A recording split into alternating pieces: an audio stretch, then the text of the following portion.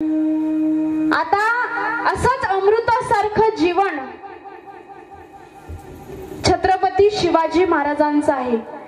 तुकोबाराय म्हणाले, वेल अमृताची असेल तर फळ अमृताचंच येईल, पण वेल जर विषाची असेल तर फळ सुद्धा विषाचंच येईल। असंच एक अमृताच्या फळाला जन्म दिला एका अमृताच्या वेलीनं। एक शककर्ता राजा या भूमीला मिळाला, समाजाची अवहेलना पाहवत नाही म्हणून 5 वर्षाच्या लेकराला स्वप्न बघायला शिकवलं एका अमृताच्या वेलीनं। त्याला विचारलं, बाळा बोल, गोरगरिबांचं, रयतेचं, शेतकऱ्यांचं हिंदवी स्वराज्य स्थापन करशील का? संस्कार केले त्या अमृताच्या वेलीनं। म्हणून मोठ्या माणसांवर संस्कार करण्याची जबाबदारी असते बरं का। एथ वडील जे जे करीती तया नाम धर्म ठेविती, तेची एर अनुष्ठती सामान्य सकल। यद्यदा चरिती श्रेष्ठ तत्त देवे तरोजना, सयत प्रमाणम कुरुते लोकस्तदनु वर्तते।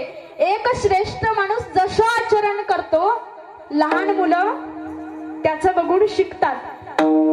असंच अमृतासारखं फळ एका वेलीनं जन्माला घातलं।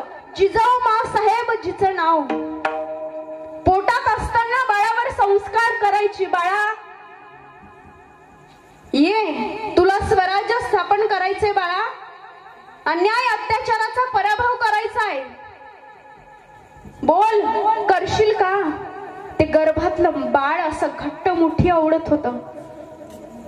बाळा, आजूबाजूला सगळा गुलामीचा अंधार पसरलाय। 5 सुलतानी सत्ता या महाराष्ट्राच्या उरावरती थयाथय नाचत होत्या। म्हणायचे बोल करशील का?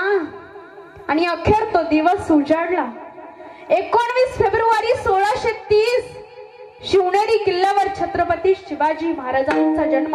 यदा यदा हि धर्मस्य ग्लानिर्भवति भारत, अभ्युत्थानम् धर्मस्य तदात्मानं सृजाम्यहम्, परित्राणाय साधूनां विनाशाय च दुष्कृतं, धर्म संस्थापनार्थाय संभवामि युगे युगे। छत्रपती शिवाजी महाराजांचा जन्म आई जिजाऊच्या पोटी झाला।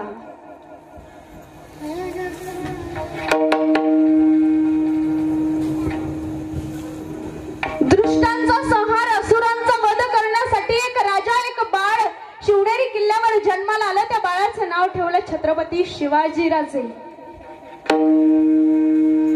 कवी भूषण नावाचे कवी फार सुंदर काव्य रचतात। सगळ्यांनी हात वर करा, सगळ्यांनी।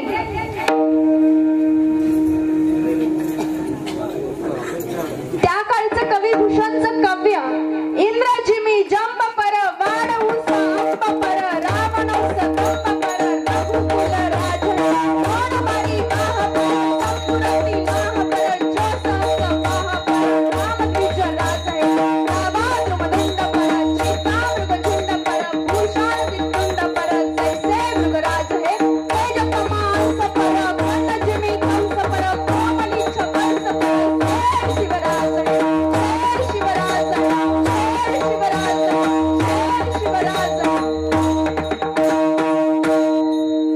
बोला छत्रपती शिवाजी महाराज की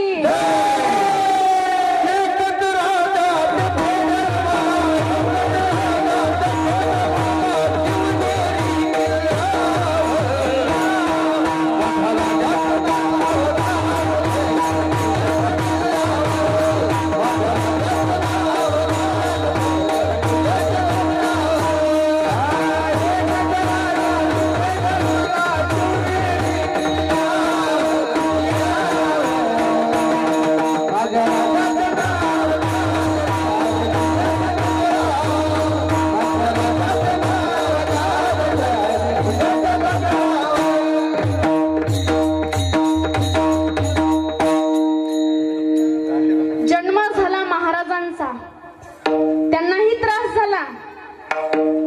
ज्यावेळी अफजल खान नावाचं भलं मोठं संकट स्वराज्यावरती आलं, आता तो अफजल खान एवढा मोठा धाड धिप्पाड, मी त्याच्या पुढे एवढूसा मी कसं करणार, माझं आता कसं होईल, असं नाही म्हणाले राजे। म्हणे विंचू देव्हाऱ्याशी आला देवपूजा नावडे त्याला, विंचू देव्हाऱ्याशी आला देवपूजा नावडे त्याला, ते पैधाराचे काम अधमासी तो अधम. आपल्याच देवी देवतांचे मंदिर फोडणाऱ्या अफजल खानाला नाही सोडलं राजांनी. साधा नव्हता तो अफजल खान. अर्ज कुणद सिफराला फजल फजला फजल फजल अझर मलिकी बजाय तस्बी आवाज आयत की अफजल अफजल. म्हणजे उच्चातल्या उच्च स्वराला विचारलं या पृथ्वी तलावरचा सर्वश्रेष्ठ माणूस कोण, तर सगळीकडनं आवाज येईल अफजल अफजल अफजल अफजल. 2 मिनिटात ठोकला छत्रपती शिवाजी महाराजांनी त्याला. साधा नव्हता तो. हरे रंग का सपना पाले अफजल आया था इस माती में, हरे रंग का सपना पाले अफजल आया था इस माती में, लेकिन छत्रपति ने घुसा दिया था भगवा उसके छाती में, भगवा उसके छाती में. हे शिवरायांचे विचार तुम्ही आम्ही समजून घेतले पाहिजे. आजच्या तरुणांनी मी शिवरायांसारखा दिसतो का, याच्यापेक्षा मी शिवरायांसारखा वागतो का, हे जास्त महत्वाचं आहे. शिवजयंती आली की दाढी, कपाळावरती चंद्रकोर, कानात बाली, भगवे कपडे, झालो मी शिवरायांचा मावळा. कसा होता मावळा, कसा होता मावळा 2 मिनिटात सांगते.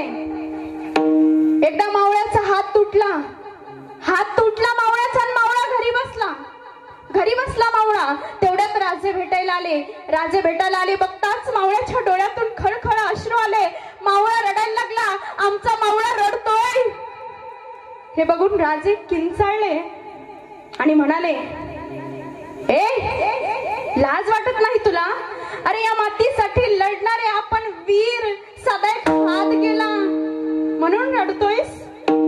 त्यावेळेस मावळ्यानं काय सुंदर उत्तर दिलं, राजा हा हात काय, हा देह काय, हे संपूर्ण जीवन तुमच्या समर्पित केलंय. राजा हात गेला म्हणून कधीच रडणार नाही. राजा रडतोय तो याच्यासाठी. आज माझा राजा, माझा शिवबा आज पहिल्यांदा या मावळ्याच्या झोपडीत आलाय, आणि त्यांना वाकून मुजरा करायसाठी माझ्याकडे आज हात नाही. राजा माझ्याकडे हात नाही. याला म्हणायचं निष्ठा. एवढी निष्ठा पाहिजे आमच्या पोरांची आहे. आई वडिलांना घराबाहेर काढणारी आमची पोरं, व्यसनाच्या आहारी गेलेली आमची पोरं, प्रत्येक पोरीकडे वाईट नजरेनं बघणारी आमची पोरं. तुम्हाला शिवराय व्हायचे तर माझं एक वाक्य ऐका. अरे वाईट व्यसनात कधीच घसरू देऊ नका तुमचा पाय, वाईट व्यसनात कधीच घसरू देऊ नका तुमचा पाय. दारू, गुटखा, तंबाखू हे असलं करून तुम्हाला मिळतंय तरी काय? अरे अर्ध्या रात्री 12 वाजता एखादी पोरगी दिसलीच तर तिला समजा तुम्ही तुमची माय. तुम्हीच असाल या कलयुगातले खरे शिवराय, तुम्हीच असाल विठ्ठल.